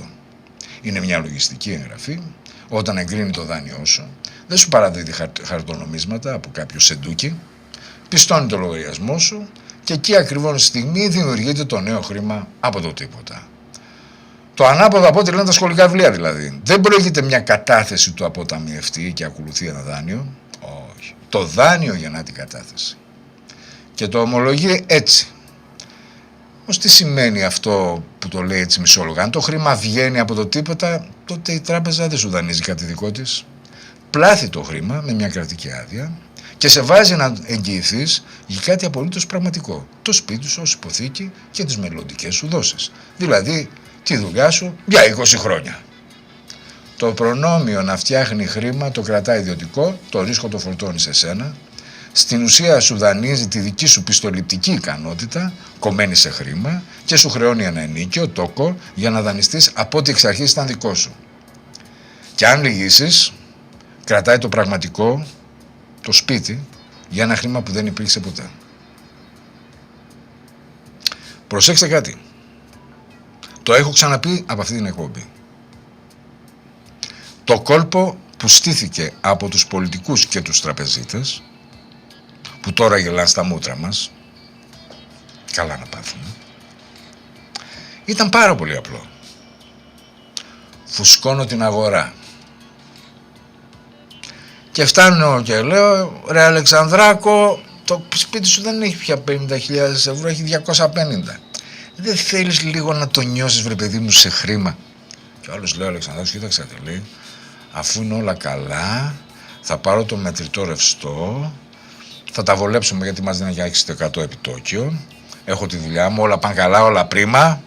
Εντάξει, θα μπορέσω να κάνω και κανένα πουράκι, θα μπορέσω να πάρω και κανένα αυτοκινητάκι, θα μπορέσω να δώσω και στην κομμενίτσα κάτι για ένα φραγκάκι, να νοικιάσει κανένα σπιτάκι, να αγοράσει και μια καρσενεωρούλα. Θα μπορέσω να δώσω και στην σύζυγο εκεί πέρα να μην με πρίζει αυτοκίνητο κτλ. Και μετά κάποια μέρα, αφού έχει φουσκώσει όλη την αγορά και αφού όλο το χρήμα είναι βασικά λογιστικό, σου λέει, οπ, τέλος παιδιά. Και σου τραβάει το χαλί κάτω από τα πόδια. Και μένεις, πώς το λένε οι Αμερικάνοι, high and dry, σαν τη λακέρδα δηλαδή. Τις λακέρδες, ξέρετε, για να γίνει αυτό που τις μάλλον ψηλά, τις κρεμούν έξω ένα σκηνάκι και αυτές στεγνώνουν στο μήλο. Και προσέξουμε τη διπλή φαντασία. Το χρήμα που σου δανείζει λοιπόν είναι πλασματικό, λογιστικό. Και το κεφάλαιο που τάχα θωρακίζει την τράπεζα είναι και αυτό πλασματικό. Π.χ. ο αναβαλλόμενος φόρος, ο DTC, μια υπόσχεση του δημοσίου. Δύο φαντάσματα που δανείζονται πάνω στο μοναδικό αληθινό πράγμα της εξίσωσης, δηλαδή το δικό σου κεραμίδι. Και όλη αυτή την τελετουργία τη βαφτίσανε χρηματοδότηση, ρευστότητα, σε δανείσαμε, λες και σου έκαναν χάρη. Να λοιπόν η πιο βαθιά βάφτιση όλων. Η δημιουργία του χρήματος από πουθενά πάνω στην περιουσία σου βαφτίζεται ευεργεσία. Και ποιος ελέγχει το προνόμιο? 5-6 ξένοι μέτοχοι. 4-5. Με την επιστασία μιας τράπεζας Ελλάδος που είναι εισηγμένη ΑΕ, που δεν είναι ελληνική, που δεν διαχειρίζεται απλώς χρήμα, κόβει το ίδιο το αίμα της οικονομίας και αποφασίζει σε ποιον θα τρέξει και ποιον θα πήξει. Με τα επίσημα στοιχεία, η ιδιοκατοίκηση έπεσε στην Ελλάδα από το 82% που ήταν το 2005 στο 61% το 2024. Περίπου 900.000 οικογένειες έχασαν το σπίτι τους. 900.000 οικογένειες. Που πήγανε σε funds, σε services, σε ξένα κεφάλαια μέσω της Golden Visa. Και μετά τους τα νοικιάζουν πίσω. Αυτό, φίλες και φίλοι και αγαπητοί κύριε Σάλα, δεν είναι λάθος. Είναι το σπίτι ως ενέχειρο, μεταβίβαση πλούτου από τους πολλούς που νοικιάζουν στους λίγους που κατέχουν. Και ποιανούν σήμερα αυτές οι τράπεζες που το έκαναν αυτό? Κατά μέσο όρο περίπου 85% στους ξένους, όπως η Eurobank που αγγίζει το 90%. Από πάνω τα ίδια 4 χέρια σε όλες. BlackRock, Vanguard, το Νορβηγικό Κρατικό Ταμείο, η Capital Group και η εποπτεία, η Τράπεζα της Ελλάδος, η εισηγμένη ανώνυμη εταιρεία, μέλος ενός ευρωσυστήματος της Ευρωπαϊκής Κεντρικής Τράπεζας, που από την Ελλάδα κρατά μόνο το όνομα και τη σφραγίδα. Αυτή είναι η επιστασία που έλειπε ευγενικά από την αφήγηση του οικοδεσπότη. Το πιο σκοτεινό σημείο είναι ότι όταν σου λένε οι τράπεζες είναι θωρακισμένες, πρέπει να ρωτήσουμε από τι. Από την αναβαλώμενη φορολογία. TTC. Σε μια καταγραφή των τελευταίων ετών, 13,1 δισεκατομμύρια αναβαλώμενου φόρου. Μέσα σε μια κεφαλαιακή βάση 21,5, σχεδόν τα 2 τρίτα. Δηλαδή σχεδόν πάνω από τα 2 τρίτα του κεφαλαίου είναι μια υπόσχεση του δημοσίου, πλασματικό κεφάλαιο, που σημαίνει ότι ο φορολογούμενος εγγυάται, εμείς δηλαδή, οι ηλίθιοι, εγγυόμαστε σιωπηλά ακόμα και σήμερα τις τράπεζες που κατά 85% ανήκουν σε ξένους. 2 φορές λοιπόν, μία στην ανακεφαλοποίηση με μετρητά και μία τώρα, 2 φορές βλάκας δηλαδή, είμαστε, ως αόρατοι εγγυητές. Και η πρώτη ηρωνία της βραδιάς. Ο άνθρωπος που μας εξηγεί το τι πήγε λάθος είναι ο ίδιος που η Τράπεζα Πειραιώς, με εισαγγελικό πόρισμα 52 σελίδων για κακουργηματική απιστία, κατηγορείται ότι δάνειζε μέλη της οικογένειάς του και εταιρείες της οικογένειάς του να αγοράζουν ακίνητα, να τα νοικιάζουν πίσω στην τράπεζα. Δεν είναι γιατρός που διαγνώσκει την αρρώστια και με κάθε επιφύλαξη αθωότητάς του είναι το παρασκεύασμα στο μικροσκόπιο. Ανάπτυξη της υπενάπτυξης. Το βαθύτερο. Και αυτό το γνωρίζει καλά όποιος αλήθεια έχει εξετάσει την πορεία αυτής της χώρας. Αυτό μάλιστα ήταν και η πτυχιακή μου εργασία. Πολλά χρόνια πριν. Οι ελληνικές τράπεζες ποτέ δεν λειτουργήσαν αναπτυξιακά, για να δούμε τι πήγε λάθος ρε φίλε. Ποτέ δεν χρηματοδότησαν με ρίσκο την παραγωγή. Γι' αυτό ακριβώς το ίδιο το κράτος αναγκάστηκε να φτιάξει τις δικές του αναπτυξιακές τράπεζες, όπως την ΕΤΒΑ το 1964, για τη βιομηχανία, την ναυτιλία, τον τουρισμό και την αγροτική, ήδη από το 1929 για τον πρωτογενή τομέα. Το κράτος έκανε τη δουλειά του που οι ιδιωτικές τράπεζες άρνονταν να κάνουν. Τώρα, πού κατέληξαν αυτές οι 2 αναπτυξιακές τράπεζες? Στα χέρια μίας, της Πειραιώς. Την ΕΤΒΑ την απορρόφησε το 2001, μαζί με τις βιομηχανικές περιοχές, ΒΙΠΕ και ΒΑΛΕ, δηλαδή την ακριβή βιομηχανική γη, την καλή αγροτική όπως είπαμε το 12 για 95 εκατομμύρια, που ήταν 350 όλη η αξία με τα παλιά, πώς το λένε, και οι κακοί και οι καλοί. 2 χρόνια πιο μπροστά, επίσημη μελέτη της Τράπεζας Ελλάδος, 350 εκατομμύρια η αγροτική. Και που σημαίνει ότι 2 πυλώνες της παραγωγικής μας ανάπτυξης, ο βιομηχανικός και ο αγροτικός, πέρασαν στην ιδιωτική τράπεζα του οικοδεσπότη μας, που εξορισμό δεν τους πήρε για ανάπτυξη, τους πήρε για την πρόσοδο. Και ποια είναι διαχρονικά η μέθοδος τραπεζών? Πάρα πολύ απλή. Φόρτωναν τους μεγάλους ιδιοκτήτες με δάνεια, εκείνοι έβαζαν τα χρήματα στο εξωτερικό, βούλιαζαν τις εταιρείες τους και το βάρος έμενε στην τράπεζα, δηλαδή στον λαό. Και οι τράπεζες βρισκόντουσαν με όλα αυτά τα σπουδαία, υπέροχα, τρομερά κτίρια, τα νεοκλασικά, από όλους αυτούς της ελληνικής αστικής τάξης, γιατί τι κρίμα, θα το δούμε γι' αυτό παρακάτω, δεν δημιουργήθηκε ποτέ μια ακμαία ελληνική μεγαλοαστική τάξη. Στους μικρούς τι έκαναν? Λειτουργούσαν σαν το κογλίφι. Τους δάγκωναν, τους έβαζαν τις περιουσίες τους στο σφυρί, παράλληλα με ένα ολόκληρο δίκτυο τοκογλυφίες που συνεργαζόταν με τις τράπεζες όλα τα προηγούμενα χρόνια και που άνθησε ακριβώς γιατί ο μικρός δεν είχε από πού αλλού να βρει χρήματα για να στήσει τη δουλειά του. Και από πάνω τα θαλασσοδάνεια στο πολιτικό σύστημα, στα μέσα μαζικής ενημέρωσης, από τη Χούντα μέχρι σήμερα. Δηλαδή, από τη μια στραγγάλιζαν τον παραγωγό, από την άλλη χρηματοδοτούσαν αφιδώς όσους κρατούσαν την εξουσία και τον λόγο. Και τη σφραγίδα βεβαίως. Για τα φεκ, μεκ και ιστορίες.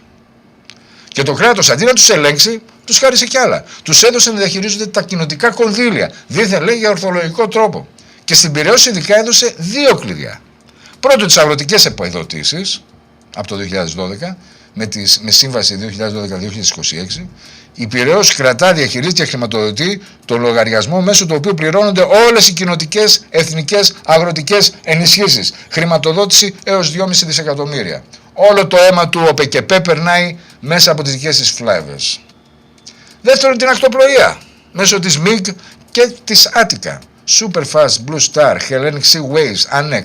Η Πειραιώς εξελίχθηκε λοιπόν με τα ίδια τα λόγια των αναλυτών στο μεγαλύτερο ατμοπλοϊκό όμιλο της χώρας. Τόσο που η ίδια αγορά διαμαρτύρθηκε για συνθήκες άνισου ανταγωνισμού. Η τράπεζα συνδέει τα νησιά. Πήγαινε να βγάλεις ένα ταξιδάκι να πας μέχρι ένα νησάκι εδώ κοντά, ας πούμε. Τρελάθεις. 500 ευρώ πήγαινε, έλα. 400, ξέρω εγώ. Τρελή είναι. Όχι, δεν είναι τρελή. Είναι και αυτό μέσα στο κόλπο. Καταλαβαίνουμε λοιπόν το σχήμα. Οι τράπεζες που ποτέ δεν χρηματοδότησαν την ανάπτυξη κατέληξε λοιπόν να ελέγχει την αγροτική επιδότηση, τη βιομηχανική γη και τη γραμμή που ενώνει τα νησιά. Αυτό δεν είναι ανάπτυξη. Είναι ανάπτυξη της πανάπτυξης. Μια χώρα που δεν παράγει αλλά πληρώνει διόδια σε λίγους. Και ο οικοδεσπότης μιλάει μετά. Τι πήγε λάθος. Τι πήγε λάθος, ρε. Αυτή λοιπόν το βιβλίο που είναι οι 4 Ελλάδες, η Ελλάδα του βιοπορισμού λέει, τι λέει. Λέει υπάρχουν 4 Ελλάδες. Η Ελλάδα του βιοπορισμού στη σκιά, η Ελλάδα του προστατευμένου δημοσίου, η υγιής Ελλάδα των παραγωγικών δυνάμεων και η Ελλάδα της διαπλοκής. Καλή ταξινόμηση. Αλλά προσέξτε τι κάνει. Βάζει τη διαπλοκή ως μία από τις 4 δίπλα στις άλλες, σαν να συγκατοικούν ισότιμα. Μα δεν συγκατοικούνε. Η 4η Ελλάδα δεν είναι το 1/3 της χώρας, είναι το λειτουργικό σύστημα που οργανώνει τα άλλα 3. Αυτή αποφασίζει ποιος παίρνει δάνειο, ποιος παίρνει τον πληστηριασμό, ποιος παίρνει το δημόσιο έργο και ποιος την εφορία. Πιανού. Η βιοποριστική Ελλάδα θα μείνει στη σκιά και πιανού η μεγάλη επιχείρηση θα φωτιστεί. Η διαπλοκή δεν είναι κατηγορία πλήρη δίπλα στις άλλες. Είναι ο διαχειριστής των 3 άλλων Ελλάδων. Και ο άνθρωπος που μας περιγράφει τη διαπλοκή απ' έξω, με ύφος ζωολόγου, είναι ο οικοδεσπότης της. Όταν λέει 100-200 άνθρωποι κρατούν τα χαλινάρια, μετρά και τον εαυτό του ή όχι. Γιατί αυτό λέει. Γιατί στη σάλα της Εθνικής Πινακοθήκης το βράδυ, αυτό που έκανε την παρουσίαση του βιβλίου, οι 100-200 δεν είναι αφαίρεση. Είχαν όνομα, πρόσωπο και θέση στην πρώτη σειρά. Η υγιής Ελλάδα που τη σκότωσαν. Γιατί υπάρχει ακόμα κάτι. Αυτή λέει η υγιής παραγωγική Ελλάδα που τόσο σωστά εξυμνεί. Γιατί δεν μας λέει ποιος την έσφαξε. Να δούμε λοιπόν τα νούμερα. Στις αρχές της δεκαετίας του 80, ο πρωτογενής τομέας στη γεωργία απασχολούσε γύρω στο 30% των Ελλήνων. Σχεδόν άλλο τόσο ο δευτερογενής τομέας, η μεταποίηση. 2 στους 3 παρήγαγαν κάτι χειροπιαστό. Ο τριτογενής λοιπόν σήμερα είναι 11%. Ο δευτερογενής είναι 15%. Ο πρωτογενής είναι 11%. Ο δευτερογενής 15%. Και ο τριτογενής υπηρεσίες, τουρισμός, εστίαση πάνω από το 73%. Σε όρους ακαθάριστου εθνικού προϊόντος ακόμα πιο βία. Η γεωργία μόλις 3% και η μεταποίηση μόλις 9%. Η παραγωγική βάση δεν ατρόφησε μόνη της, την ξύλωσαν αυτές οι τράπεζες που σήμερα έρχονται και μας κουνά το χέρι, το δάχτυλο. Και φυσικά μας απειλούν κιόλας. Αν δεν καθίσουμε καλά παιδιά, μας κάνουν ντά. Ελάτε να μας κάνετε ντά. Και πώς το πούλησαν? Με τη βοήθεια των διαφημιστικών. Έπεισαν ολόκληρο ηλίθιο λαό ότι δεν χρειάζεται να παράγει για να ζει καλά, φτάνει να καταναλώνει ιδανικά. Δεν θέλει κόπο, θέλει τρόπο. Αυτό ήταν το σύνθημα της εποχής, ολόκληρης. Κάτσε, δανείσου, αγόρασε και κάποιος θα σε πληρώνει. Η παραγωγή βαφτίστηκε κόπος, κάτι ντεμοντέ. Η κατανάλωση με τόκο βαφτίστηκε ανάπτυξη. Και όταν τράβηξε η παλήρια, ο μόνος που έμεινε γυμνός ήταν ακριβώς ο παραγωγός που τον είχαν πείσει να σταματήσει να παράγει. Σύμβολος αυτού του φόνου, η Αγροτική Τράπεζα. Ιδρύθηκε το 1929 για να χρηματοδοτεί τον πρωτογενή τομέα και χωρίς αυτήν η ελληνική γεωργία δεν θα έχει σταθεί ποτέ στα πόδια της. Δεν θα συζητήσω ότι θα μπορούσε να είχαν κάνει θαύματα. Όταν η Ολλανδία, που είναι το 1/4, το 1/5, το 1/6 της Ελλάδας, έχει το πρωτογενή τομέα που κάνει εξαγωγές 80-90 δισεκατομμύρια. Έτσι. Δεν συζητήσω τώρα για όλο αυτό το πλέγμα με τα πελατειακά, τους κομματάρχες, γκρόζος, ούτε το υπόλοιπο. Ο Ρωμιός έχει φιλότιμο, πώς λεγόταν με τον Κωνσταντάρα. Τον Ιούλιο λοιπόν το 12 τη διέλυσαν σε καλή και κακή. Το υγιές κομμάτι πέρασε στην Τράπεζα Πειραιώς, του οικοδεσπότη μας, έναντι ενός ευτελού τμήματος 95 εκατομμύριων. Ευτελούς. Μόνο το ξενοδοχείο της Αγροτικής στο Καστρί άξιζε πάνω από 100 εκατομμύρια. Και την ίδια στιγμή το Ταμείο Χρηματοπιστωτικής Σταθερότητας, δηλαδή ο φορολογούμενος, έβαλε 7 δισεκατομμύρια, 7,5, για να καλύψει την τρύπα. Τα μη εξυπηρετούμενα αγροτικά δάνεια. Να λοιπόν η μεγάλη σιωπή του βιβλίου.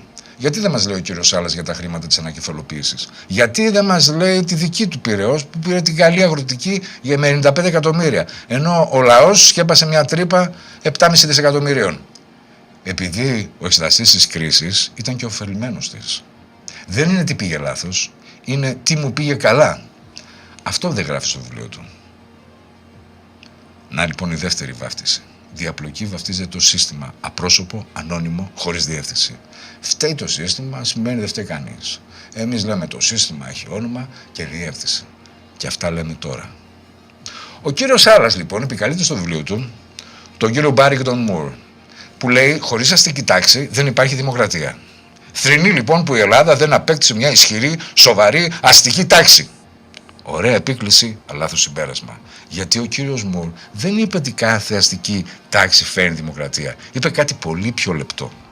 Σημασία έχει το πώς βγάζει τα χρήματά της. Όπου η αστική τάξη πλούτησε μέσα από την παραγωγική αυτονομία, βγήκε μια δημοκρατία. Όπου όμως πλούτησε μέσα από την αρπαχτή, τον κρατικό αναγκαλισμό και την εξάρτηση, βγήκε με αυταρχισμούς, με υποτέλεια για το λαό της και με τυραννίες. Όπως η παρούσα ολιγαρχία. Άρα η ελληνική αστική τάξη δεν έλειψε. Η εκδοχή που εμφανίστηκε το πλέγμα των τραπεζών, των κατασκευαστικών, των μέσων μαζικής ενημέρωσης είναι ακριβώς το ίδιο, συγκεντρωμένο κάτω από έναν άλλο θόλο. Είναι η εξαρτημένη μεταπρατική αστική τάξη που ο ίδιος ο Μουρ που επικαλείται ο κύριος Σάλλας μας προειδοποιεί ότι πνίγει τη δημοκρατία. Και ο κύριος Σάλλας, οι τραπεζίτες, γιατί το όνομα το έχω έτσι. Υπάρχει μεγάλος αρμός τραπεζιτών πίσω από τον κύριο Σάλλα. Δεν θυμεί την απουσία της τάξης του, θρηνή που δεν κατάφερε να κυβερνήσει καθαρά. Και εδώ υπάρχει ο λαμποεσί. Η εθελοδουλεία δεν είναι ότι μας υποχρεώνουν, είναι ότι συγκατατιθέμεθα. Επειδή ελπίζουμε να ανέβουμε και εμείς μέσα στο σύστημα, επειδή βλέπουμε τον άμεσο καταπιεστή και όχι τη δομή.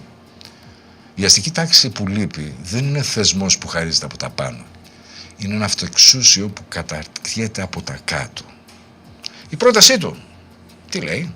Υπήρχαν, λέει, 72 κρατικές εταιρείες που μπορούσαν να μπουν σε ένα SPV, δηλαδή σε ένα special vessel, ένα όχημα ειδικού σκοπού, με αυτές να ανταλλάξουμε το χρέος, ρίχνοντας κάτω από το 100% του ΑΕΠ, αποφεύγοντας τη χρεοκοπία. Όπως καταλαβαίνετε, έχουμε χρεοκοπήσει. Γιατί πολλοί λένε, τι γλιτώσαμε στο τσάκ, το ομολογεί και ο Μητσοτάκαρος. Σε ανύποπτο χρόνο, την εποχή εκείνη. Λοιπόν, και το λέει χαμένη ευκαιρία. Ας το σκεφτούμε λιγάκι αυτό. Τι είναι αυτό? Παίρνεις λοιπόν τα ασημικά, τα λιμάνια, ενέργεια, νερό, αεροδρόμια, τα βάζεις σε ένα όχημα και τα δίνεις στους δανειστές για να ησυχάσουν. Αυτό δεν είναι θεραπεία. Είναι το σπίτι ενέχειρο σε εθνική κλίμακα. Είναι ακριβώς αυτό που έγινε με τη βία του ΤΑΙΠΕΔ, του Υπερταμείου, του Ηρακλή. Ο κύριος Σάλλας δεν προτείνει εναλλακτική στην αρπαγή. Προτείνει, ας πούμε, μια πιο κομψή, πιο εθελοντική, έτσι, μια πρόωρη εκδοχή της. Η χαμένη ευκαιρία ήταν να κάνουμε ήρεμα και νωρίτερα αυτό που τελικά μας το βάλανε να το κάνουμε το ζόρι. Να παραδώσουμε τα κοινά αγαθά στους πιστωτές. Η διαφορά με το ειδικό όχημα του κυρίου Σάλλα και τον πληστηριασμό είναι το βελούδο. Από κάτω είναι το ίδιο χέρι. Μετά δανείζει τον κύριο Μπάφετ. Όταν τραβιέται, λέει, η παλήρια, φαίνεται όποιος κολυμπούσε γυμνός. Και η Ελλάδα, λέει, ήταν γυμνή. Κατανάλωνε χωρίς να παράγει, δεν προετοιμάστηκε ανταγωνιστικά για το ευρώ, σαν να ήταν ηθική αποτυχία ενός λαού που γούσταρε να ακούει λαϊκισμούς. Μισό λεπτό. Για τη συνείδησή του ο ίδιος ομολογεί. Η Γερμανία, η Ολλανδία έκαναν συνειδητά. Ναι, τα λέει ο κύριος Σάλλας αυτά στη συνείδησή του. Η Γερμανία και η Ολλανδία έκαναν συνειδητά εσωτερική υποτίμηση. Δηλαδή το ευρώ δεν είναι ουδέτερο γήπεδο που εμείς απλώς παίξαμε άσχημα. ήταν μηχανισμός που χωρίς δημοσιονομική ένωση μετέφερε την ανταγωνιστικότητα από την περιφέρεια στο κέντρο. Η γύμνια μας δεν ήταν η τεμπελιά, ήταν η σχεδιασμένη ασυμμετρία μιας νομισματικής ένωσης χωρίς κοινό ταμείο. Και μας ξεβράκωσαν. Και θέλουν εμείς να συνεχίζουμε να είμαστε στο ευρώ. Μας είμαστε. Τι στο καλό δηλαδή. Έτσι αλλιώς τον αργό θάνατο το έχουμε επιλέξει. Και κάτι που ο οικοδεσπότης μας, τραπεζίτης εκείνης της εποχής, ξεχνά. Ο δρόμος προς το ευρώ δεν ήταν εξεταστική ανταγωνιστικότητας που κόπηκε ο λαός κτλ. Ήταν ένας στημένος μηχανισμός δρόμος με δύο κόλπα. Το πρώτο, η υποτίμηση στις 14 Μαρτίου του 1998 η κυβέρνηση Σιμίτη, με υπουργό τον Γιάννη τον Παπαντονίου με τα χρήματα από τη Θεία από την Ιγυρία. Υποτίμησε τη δραχμή κατά 14% για να μπει η χώρα στο μηχανισμό συναλλαγματικών ισοτιμιών. Το έχουμε ξεχάσει αυτό βέβαια το 1998. Πολύ πιθανόν πολλοί άνθρωποι έχουν φύγει από τη ζωή από τότε. Και καταγράφηκε τότε ότι την παραμονή ξένες και ελληνικές τράπεζες ήξεραν την απόφαση. Και η τράπεζα Πειραιώς βεβαίως. Ξεφορτώθηκαν λοιπόν τις δραχμές κατά εκατοντάδες εκατομμύρια, άλλαξαν χέρια μέσα σε μια νύχτα. Όταν ρωτήθηκε για τις διαρροές, ο τότε υπουργός, ο μεγάλος Γιάννος Παπαντονίου που είναι στο σπιτάκι του, έχει ένα πάρα πολύ ωραίο σπίτι στην Κηφισιά. Το έχω δει. Περνούσα απ' έξω. Είχα μια κοπελιά στην Κηφισιά που έμεινε ακριβώς δίπλα. Παραδέχτηκε ότι την απόφαση τη γνώριζαν πάνω από 50 άτομα. Όποιος ήξερε πούλησε σε ένα βράδυ, όποιος κρατούσε δραχμές το πλήρωσε και κανένας δεν έχει πάει φυλακή ρε. Σε ποια χώρα μόνο αυτά που έχω αναφέρει δεν θα είχαν στείλει πολιτικούς και τραπεζίτες στη φυλακή? Σε ποια χώρα με δημοκρατία? Δεύτερο και χειρότερο, το κόλπο, τα swaps της Goldman Sachs. Το 2001, επισήμητη πάλι, η Goldman Sachs στείλει ένα κρυφό cross-currency swap που εξαφάνισε περίπου 2,8 δισεκατομμύρια ευρώ χρέους από τους εθνικούς λογαριασμούς με μια πλασματική, μη πραγματική ισοτιμία. Σκοπός να φαίνεται η Ελλάδα ότι κουμπώνει στα κριτήρια του Μάστριχ. Ο τότε επικεφαλής του Οργανισμού Διαχείρισης Δημοσίου Χρέους το περιέγραψε ως μια πολύ σεξι ιστορία ανάμεσα σε δύο αμαρτωλούς. Εγώ αυτό που ξέρω είναι ότι αυτή η σεξι ιστορία ανάμεσα σε δύο αμαρτωλούς κόσησε στον ελληνικό λαό, στο κορμί του πάνω του κάθε ανθρώπου, στη ζωή του πάνω του κάθε ανθρώπου, άνδρας, γυναίκας, παιδιά, παππούδων, γιαγιάδων. Κατάλαβες, ο επικεφαλής του Οργανισμού Διαχείρισης Δημοσίου Χρήματος το ονομάζει μια πολύ σεξι ιστορία ανάμεσα σε δύο αμαρτωλούς και βλέπουμε λες και βλέπουμε την ταινία 50 αποχρώσεις του Γκρι. Η Goldman Sachs έπρεξε 600 εκατομμύρια ευρώ για την υπηρεσία. Και αρχικά 2,8 δισεκατομμύρια φούσκωσαν αργότερα στα 5,7. Λογιστική απάτη, βαφτισμένη ως συνετή διαχείριση χρέους. Καταλαβαίνουμε τι σημαίνει αυτό. Η γύμνια δεν ήταν δική μας. Η ίδια είσοδος στο ευρώ ήταν χορογραφημένη. Με μια υποτίμηση που τάισε τους μοιημένους και με μια λογιστική απάτη που πλαστογράφησε τα νούμερα. Δεν ήταν μια εξέταση από την οποία κόπηκε ο λαός μας. Ήταν ένα στημένο παιχνίδι με προκαθορισμένους νικητές. Και ο άνθρωπος που γράφει τι πήγε λάθος ήταν τραπεζίτης ακριβώς τότε. Αλλά για αυτά τα φαινόμενα δεν βρήκε δύο αράδες να γράψει. Αυτό στη δική μας γλώσσα λέγεται τεχνοφεουδαρχία, ναρκοκαπιταλισμός, μια μηχανή που δεν παράγει πια αξία, αλλά αντλεί πρόσοδο από τον τόκο, από το ενίκιο, από την προμήθεια, από τον χρόνο μας. Σου κλείνουν το κατάστημα, σε σμπρώχνουν στην εφαρμογή, σε χρεώνουν να εξυπηρετήσεις μόνο στον εαυτό σου. Δεν είναι έλλειψη παραγωγικότητας. Είναι η αλλαγή του ίδιου του σκοπού της οικονομίας από την παραγωγή στην άντληση προσόδου. Και βέβαια, στο βιβλίο αυτό υπάρχει και το τι θα μπορούσε να διορθωθεί. Τρελαίνομαι. Ο κύριος Άλλας λοιπόν Προτείνει η Ελλάδα το 2040 ποιος πεθαίνει μέχρι τότε. Άστα να πάνε λοιπόν. Σε 15 χρόνια που θα είμαστε και 6,5 εκατομμύρια, 7 πόσο θα είμαστε. 6,5. Ισχυρούς θεσμούς. Τεχνολογική αναβάθμιση. Θαλάσσια οικονομία. Θαλάσσια οικονομία. Δημογραφική πολιτική σήμερα. Περιφερειακή ανάπτυξη θα μας τρελάνει. Σε ποια περιφέρεια ρε παιδιά? Ξέρετε πόσα χωριά έχουν μείνει άδεια? Εκατοντάδες. Το 2040 απλώς δεν θα υπάρχουν πια. Θα υπάρχουν μόνο εγκατελειμμένα χωριά της Ελλάδας. Θα είναι ένας ειδικός ταξιδιωτικός χάρτης για τους Ευρωπαίους τουρίστες, για τους Τούρκους επενδυτές, για τον κάθε ένα που θα έρχεται εδώ να μας βατεύει. Διαφόρων εθνικοτήτων. Άκου τι είπε ο άνθρωπος. Δημογραφική πολιτική και περιφερειακή ανάπτυξη. Σωστά πράγματα. Αλλά όλα από πάνω προς τα κάτω. Θεσμοί που χαρίζονται. Ένας καλός τεχνοκράτης που θα τα ρυθμίσει σωστά. Έχω γράψει τη διακήρυξη 25 Δεκεμβρίου, δεν την έχω ανακοινώσει, δεν την έχω αναρτήσει ταπεινά και σεμνά. Η ρίζα της συμφοράς δεν είναι απλώς η έλλειψη ανταγωνιστικότητας. Είναι η εξάρτησή μας. Και η εξάρτηση δεν θεραπεύεται με καλύτερη διαχείριση από πάνω.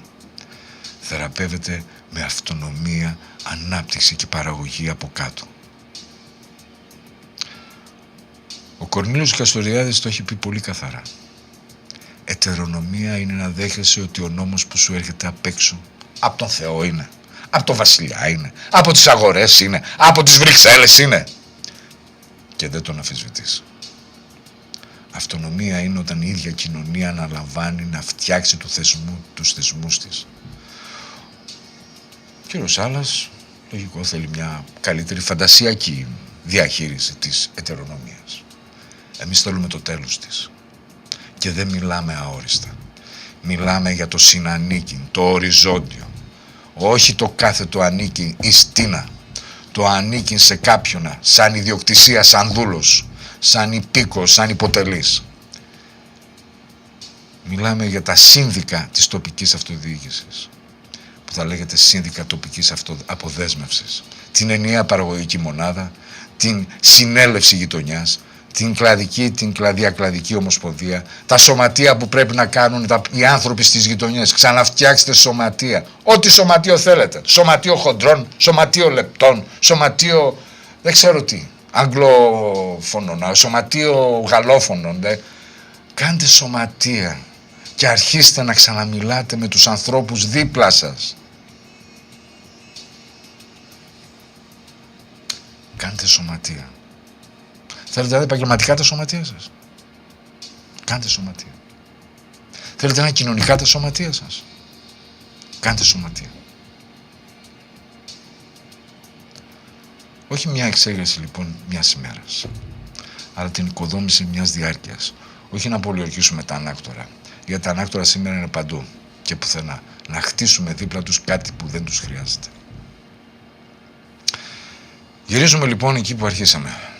Τι πήγε λάθος στην Ελλάδα? Με το ρηματικό του βιβλίου, που όπως είπαμε σε αυτή την εκπομπή, είναι το μόνο δάχτυλο που δείχνει. Η απάντηση είναι τίποτα δεν πήγε λάθος, παιδιά. Τίποτα δεν πήγε μόνο του παθητικά. Έγινε. Από ανθρώπους με ονόματα και διευθύνσεις, έναν από τους οποίους χειροκροτώ σε το μισό Υπουργικό Συμβούλιο, σε μια πινακοθήκη. Και το μόνο που πήγε στραβά είναι ότι ακόμα κρατούν το μολύβι και γράφουν εκείνη την ιστορία, ότι αυτή είναι η ιστορία που μας έκαναν. Το βιβλίο είναι καλό, όχι ντοκουμέντο, όχι για αυτά που λέει, αλλά για αυτά που η ίδια του ύπαρξη αποκαλύπτει. Ότι ο εμπριστής μπορεί να γράψει το εγχειρίδιο της πυρόσβεσης, να το παρουσιάσει στην Εθνική Πινακοθήκη, να το χειροκροτήσουν αυτοί που του κράτησαν τους σωλήνες. Εμείς δεν ζητάμε να μην ξαναγράψει. Ζητάμε να μπει πίσω το υποκείμενο. Σε αυτή την εκπομπή πιστεύω ότι το υποκείμενο το βάλαμε πάλι πίσω.